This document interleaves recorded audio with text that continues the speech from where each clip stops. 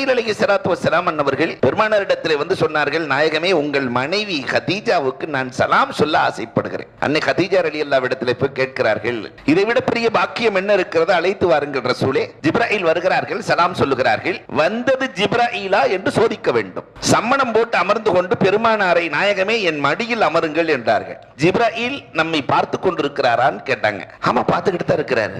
தலைச்சீலையை அகற்றி மூடி தெரிகிற அமைப்பிலே அன்னை கதீஜா ரலியல்லாஹு அமர்கிறார்கள். இப்பொழுது ஜிப்ராயில் நம்மை பார்த்து கொண்டிருக்கிறாரா? பெருமானார் சொன்னார்கள், தலை தெறிக்க ஓடிக்கொண்டிருக்கிறார். அப்போ வந்தது ஜிப்ராயில் தான். நான் தௌராத்தை படித்திருக்கிறேன், வேதக்காரர்களிடத்தில் கேட்டிருக்கிறேன், எந்த வீட்டில் பெண்கள் முடியை திறந்து வைத்திருக்கிறார்களோ அந்த வீட்டில் காசான மலக்குகள் வருவதில்லை.